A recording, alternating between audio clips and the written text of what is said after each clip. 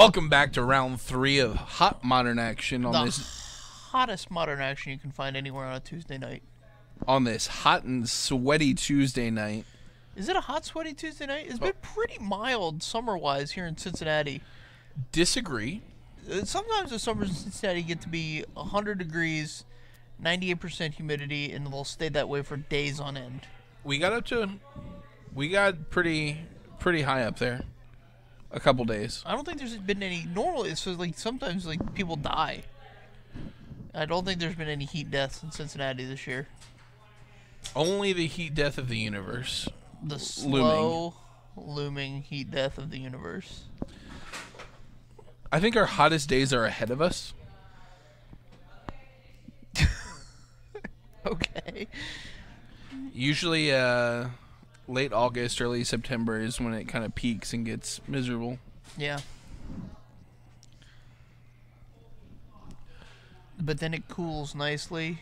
That's when I like to go down to the Great American Ballpark, watch the Reds lose a couple games. Hey, Charles Vince. Thanks for the follow. Chat is asking about streaming Commander. We don't. Whether we should or not, I don't know. Let us know. If you want to see Commander go to shit, and we'll put some Commander on there someday. I think it would be very fun to stream some Commander with. We have two really separate Commander groups around here. Like there's the stream guys. Kyle plays with us. A guy named Adamals is on here sometimes, plays with us. We play pretty competitive Commander. Right. And there's another group, and they are just, I don't know what they're doing, but they're always like in these prolonged games, and they're always having a blast. Oh yeah.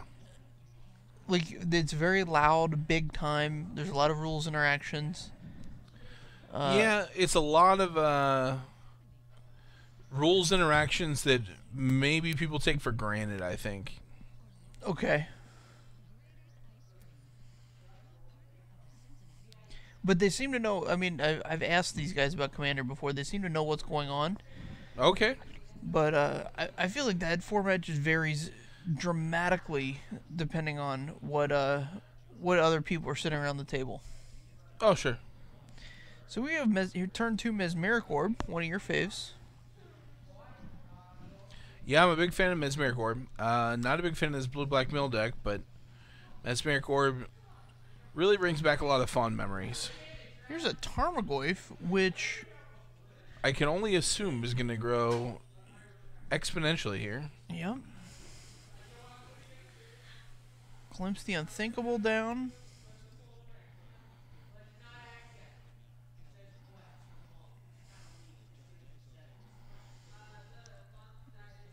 Here's a Afraid Sanity essentially doubles the amount of mill, but it happens at end of turn.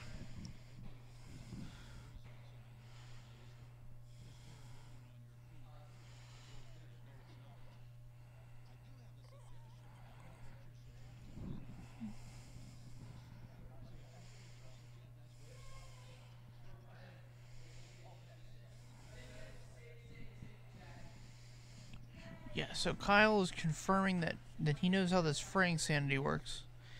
So at the end step, you get a trigger, and it's going to count up the number of cards that went to the graveyard, and then it is going to mill that many cards. Seems like a lot of bookkeeping if this card was actually relevant. Well, here we are, playing it. It's 2-0 in a, oh, yeah, in a Modern Weekly here, so who knows? Yeah, congrats to Curtis on piloting this to 2-0. I'm just not a big fan. The skill level, it's got to be through the roof.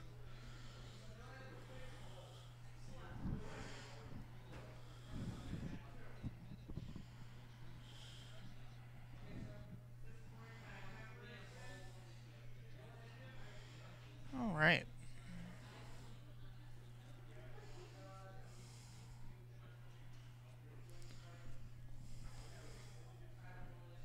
So now, Afraid Sanity is only Enchanted Player. Right, so it's Enchanting Kyle. And Kyle's going to need some action here. I don't know. I mean, he's got a good enough clock to get there. Sure.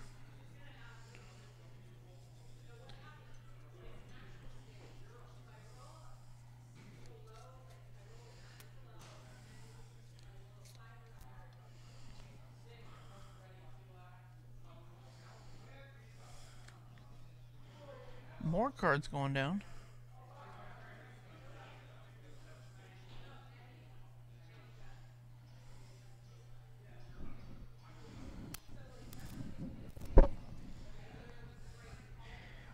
Maybe this deck is just really well positioned in this X green metagame that we have here. Potentially. So these black green decks like really are trying to interact on the board. Right. They've got a lot of discard spells, so that's really the only axis I can see getting a hold of this black green or this mill deck. Because outside of that, it's not really trying to like commit that much to the board. Right. Yeah, I mean, it's definitely a nightmare game one, I'd imagine. Like, either you have an aggressive start and you can get there or you don't. Right.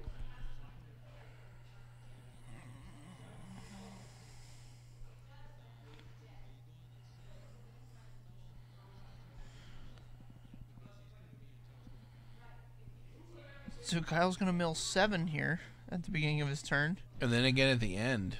It's not going to be good.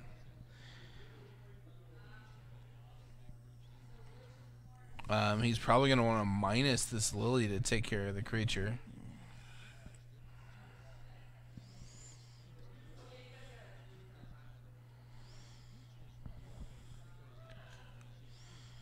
Alright, so the Manic Scribe is down. There's no land. Kyle is really between a rock and a hard place here. He can attack for 8. Yeah, he doesn't have any way of interacting here. I don't know what his count is.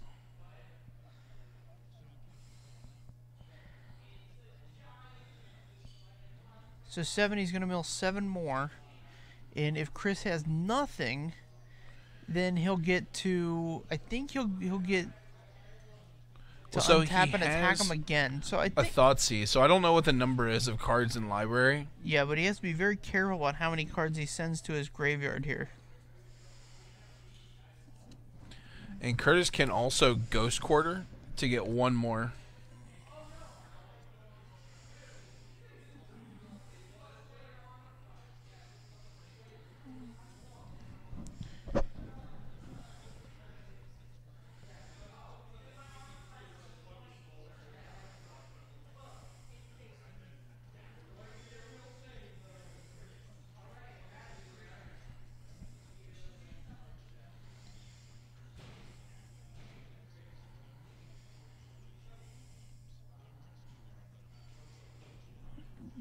Draw.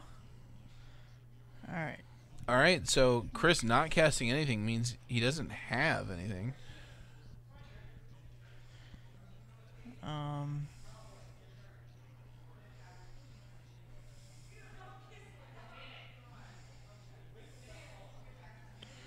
Oh gosh. Drew the Crypt Incursion. Yep. So this Crypt Incursion is going to get 3, 6, 9, 12, 15, 18. 18 life. Goes 27, takes 6, goes down to 21.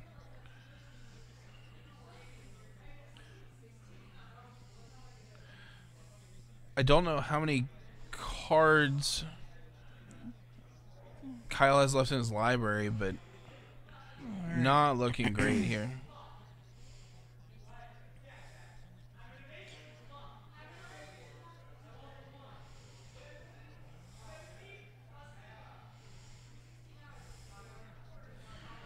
I don't think Kyle has 4 lands left in the deck. That'll do it. Yeah, just such a weird axis this deck acts on. Yeah, so if you're Kyle, you take out all of your removal because it doesn't do anything. Right. You leave an Abrupt Decay. Yeah, Abrupt Decay can stay in or even go up if you've got more copies on the board. Right. Maybe a second Maelstrom Pulse. Absolutely. Yeah, it's a very, it changes a lot of cards. Lots of cards coming in and out here. Yeah, you get to attack on a strange angle, which is nice.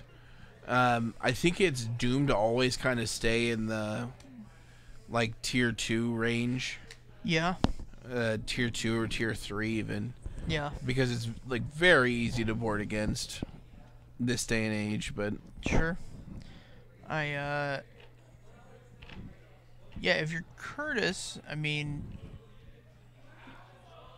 I'm not sure what, I'm not sure if he wins that game if he doesn't top deck the Crypt Incursion there. Yeah, the Crypt Incursion was very nice. So Kyle had the attack. It would have been close, because, I mean, if it's any mill spell, he basically wins anyway. Right. Yeah, if you get any number of cards to go to Kyle's graveyard, you get the... Yeah, Kyle just needs to be more aggressive. Yep. Now that he knows what he's up against, I'm pretty sure he's just gonna be able to attack it and take it down.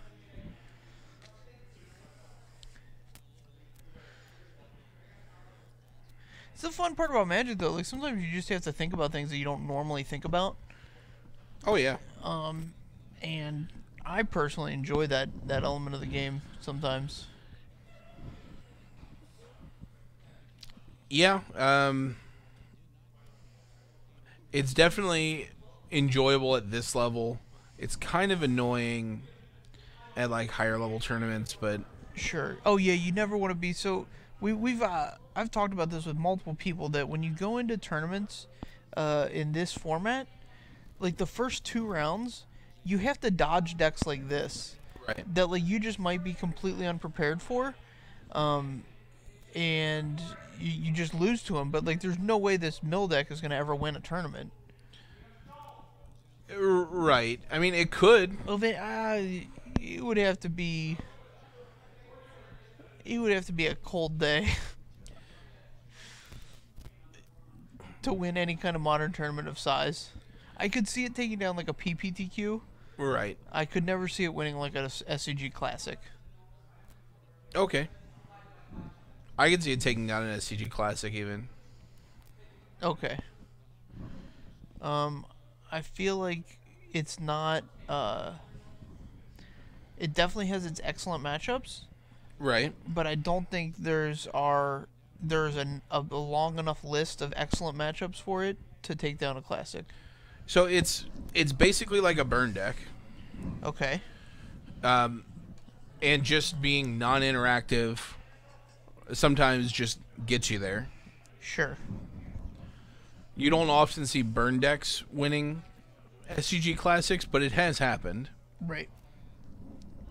Yeah, I mean, I think burn decks have like a little bit more of a the math on them works out better. You know what I mean?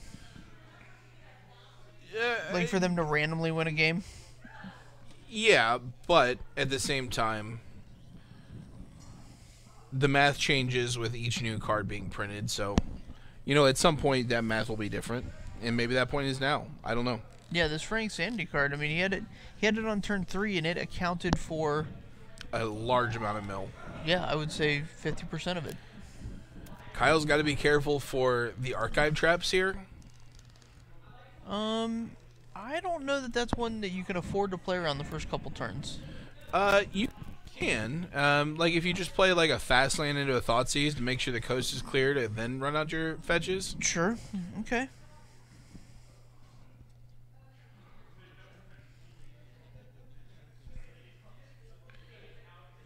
Like this Catacombs, it would have been much better sacking it on his turn. And right, that's one less card. Right. Yeah, so just a small percentage there. Okay, it's not even sacking it for a black, so I don't think he's. See, if he just has Tarmogoyf here, it's very good. Yeah, trap him. Yeah, so there's the archive trap. Here comes 13 cards. Lick Lick is now following. Welcome, Lick Lick, to the show. Yeah, man, sun's out, guns out. All about that life.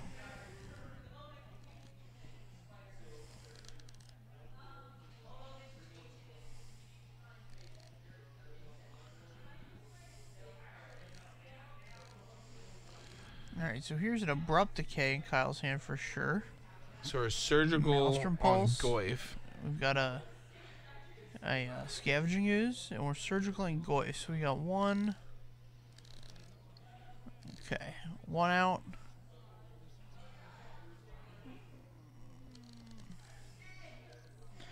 Two. Found the third one. Yeah, there's definitely 3 or 4 in there, so Yep, let's here get 'em comes all. the fourth one's going to find them all.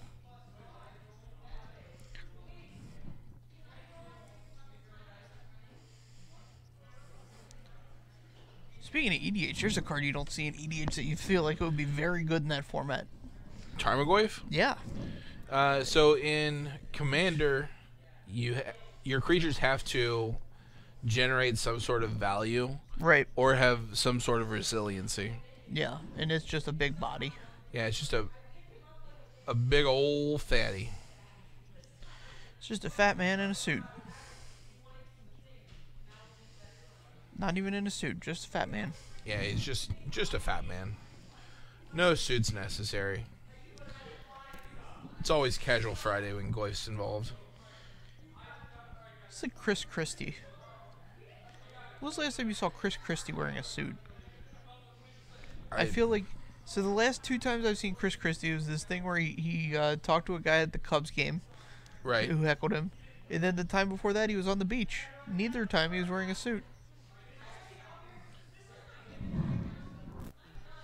Wonderful observation there. I'm just thinking of fat men that don't wear suits. Shout out to Chris Christie. I don't know who peed in that guy's Wheaties, but he seems to always be pissed off. Yeah, I don't know what his deal is, but oh well. Yeah, he's the governor of a real shit state like New Jersey, so. Wow. Shout outs to New Jersey. Do we have any followers from New Jersey out there? Is anybody in the chat? A New Jersey that's like feels strongly about the Garden State? So Lily up. Yep, we're gonna discard. Alright. Kyle's gonna come in for 2 here. And the Bears. Yeah.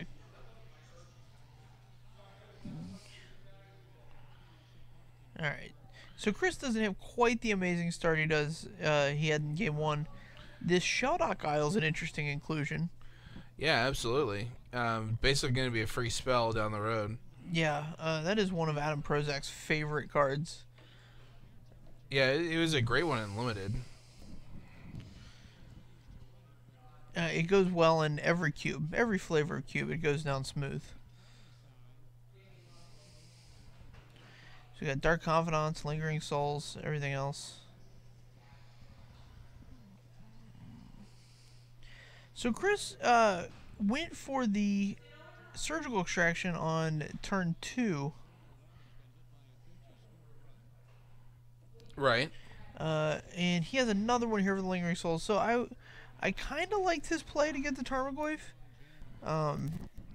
As it was just going to be the biggest threat, and if you got one out of Kyle's hand, you can pretty much lock the game there. Yeah, it's just value. Yeah, the second one here hitting Lingering Souls, probably the next best card you could hit. It's probably the first best card you could hit, but the Surgical on that specific turn in that specific instance was well aimed at the Tarmogoyf. So we have Steve O. Steve from New Jersey, Hey, who man. says that Chris Christie is a D-bag. Hey, listen, I'm glad we're on the same page about something. The one thing I would love to experience about New Jersey is I hear that there's an infinite number of diners there. Yeah, when we went to the Invitational the one time, we went to like 4 different diners. I love diner food. One of them was, I'm 90% sure, converted from a strip club. Like it still had the stage there and everything. Oh, nice.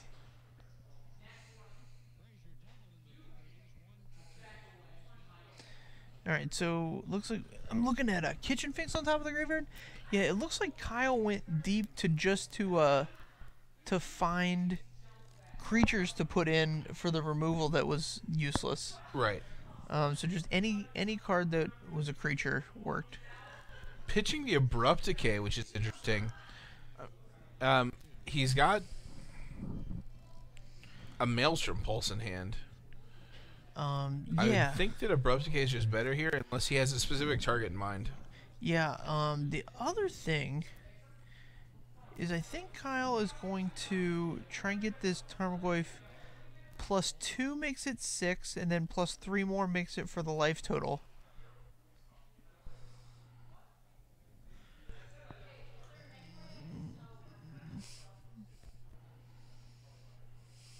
Twenty-four cards in the library. Trying to get the Shodok Isle online. Needs a little bit of work still. Alright. Is that an Ensnaring Bridge? Yeah, but I think we have another Abrupt Decay in hand. There we go. Alright, so Chris has no cards in hand. Kyle's got this 4/4 creature on the board.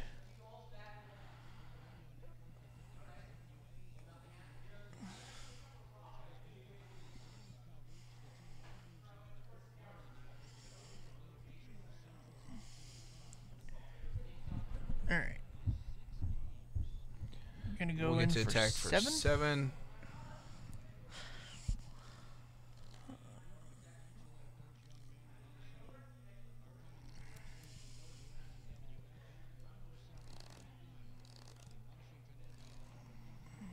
Alright. Not plussing. Still hanging on to this Maelstrom Pulse in case he draws a creature there. Yep. But it looks like the draw was an Extirpate.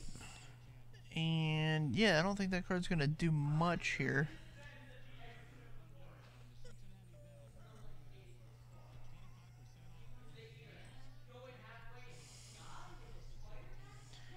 Alright.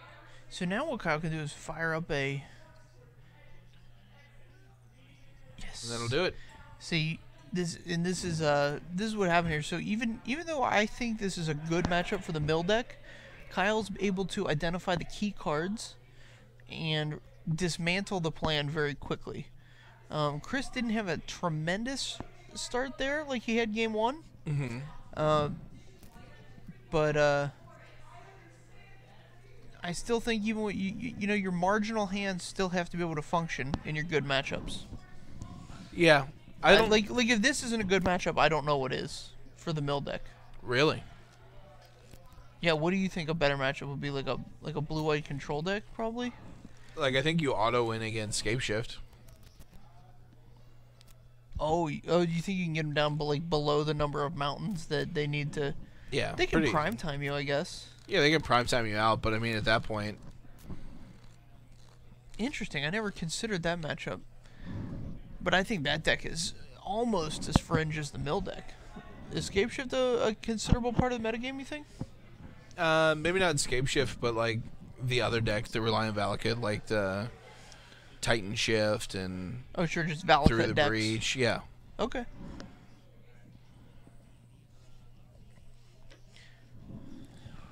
So I think it has better matchups. I think this is supposed to be a good matchup for it. Yeah, maybe we just saw a bad hand there. It was not a good hand. Sure. It might have kept it on the back of a single archive trap, which I can see the temptation there, but probably not worth it. Sure. The one card I don't understand why these decks forego is Index, which is just 1 blue, mill 5. I think that's what it's called. There's a card in Modern that costs 1 blue and it mills 5. Yeah, I'm pretty sure it's not Index. I think Index is just like look at the top 5 and put them back in any order. It's a sorcery. Let's see. It's blue.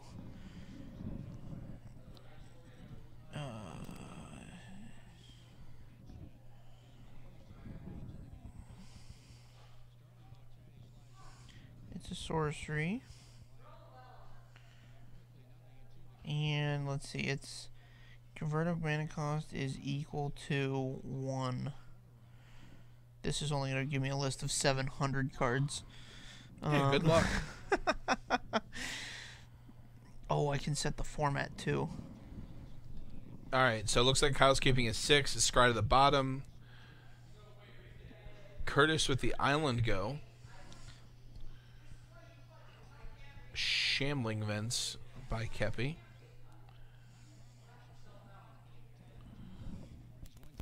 Tome Scour is being offered by the chat. Yep, Tome Scour. I just got to it.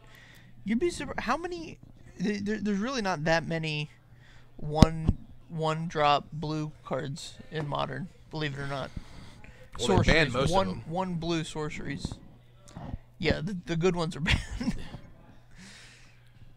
Let's see what this turn 2 play is. Mesmeric Orb's the best one. Glimpse. Okay. Glimpse it is. Glimpse is the second best one, I think.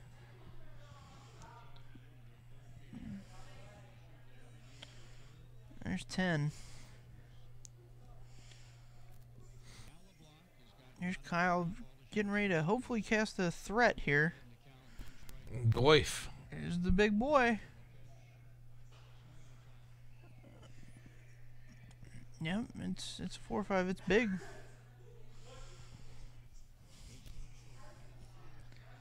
I'm a fan of the moving the die off the Goif. Yeah, you don't want that on your Goif. No, it's a pet peeve of mine is when people like voice resurgence tokens and they keep track of how many creatures. Like, no, you just count it up because it can change from in a moment's notice. Yeah, the Goif die is mainly just for coverage. Absolutely. Star City released their own Goif die. Yeah, that one looks weird. Yeah, it's got like weird coloring to it. And basically, like, it rolls. Yeah, it's like a round object. It's like a cylindrical object versus a spherical. All right. So if Kyle doesn't have another threat here, he can linger. At the very least, unless Curtis is going to extract his lingers.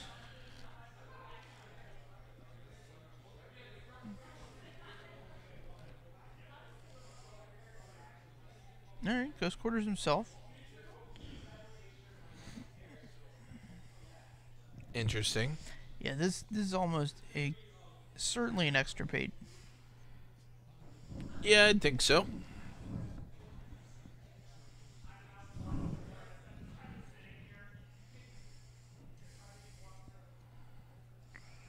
Almost certainly. What do you got, friend?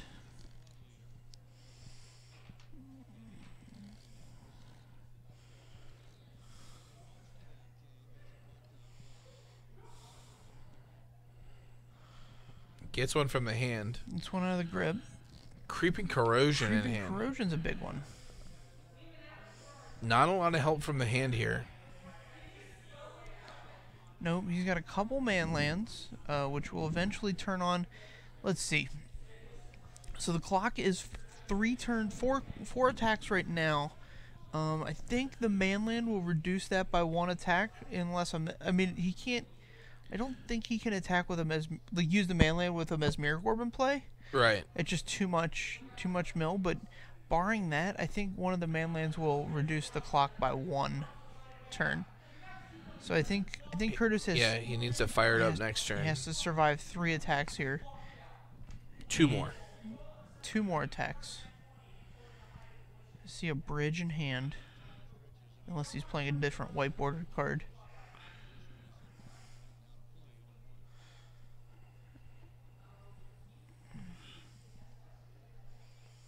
Alright, here's an Abrupt Decay, and this is gonna help set up this.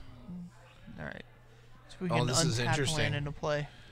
So he's got a fetch land, but he doesn't want to turn on Archive Trap. So he can afford to not fire it up this turn because the bridge added artifact to the yard and grew it to a 6. Okay. So now it's still lethal next turn. Okay, nice. Without turning on the Archive Trap. Very heads-up play there by Kyle. Yeah, nicely done.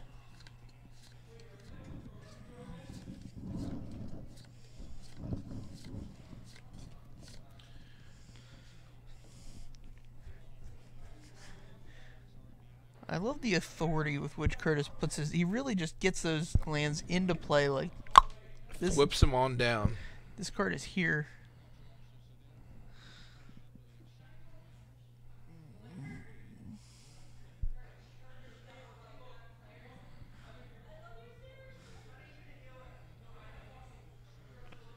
Okay.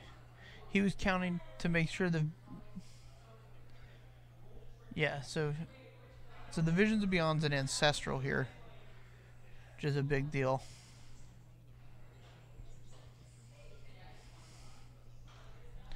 I'm going to 7. You should archive trap him right back. Take that. See how it feels? It doesn't feel good, does it? No.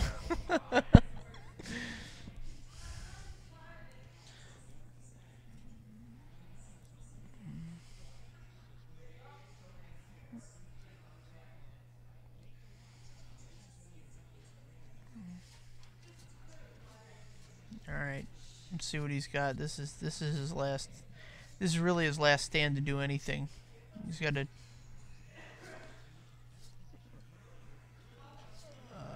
So Kyle's going to decline the search because that will activate his archive trap.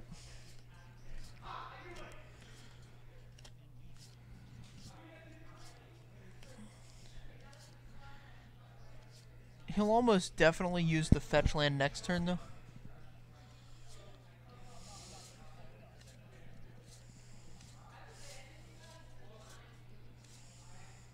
Alright, here's another Visions from Beyond. So we've got a black mana open.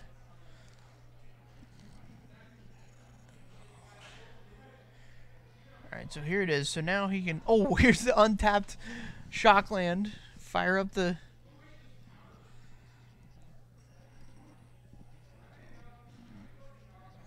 And that'll do it. Nice. Oh, man. So plays apparently around the archive trap successfully. Curtis had 2 archive traps in hand, so it actually mattered, because I don't think Kyle could have survived 2 archive traps. Sure. Yeah, very heads-up play. So there's a little bit of a different deck for you guys tonight. Yeah, Abzan, very different from everything else we've seen the tonight. mill deck, you butthead.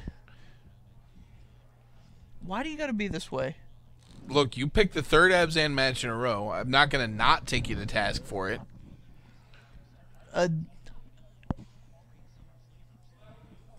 We'll be back in round 4. I'm wrong. You got about 15 minutes to think about how wrong I am. Yeah, Taylor's going to think about how wrong he is. You guys think about how wrong Taylor is. And we'll be right back. Thanks for watching Top Tech Productions, your home for live weeknight Magic the Gathering. We'll be back with more live Magic shortly, so stay tuned. Don't forget to follow us here on Twitch to be notified of when we go live. If you like what you see, don't forget to subscribe as well. You can also check us out on Facebook at facebook.com/TalkTechProductions, on Twitter at twitter.com/TalkTechProds, and YouTube at youtube.com/TalkTechProductionsStream.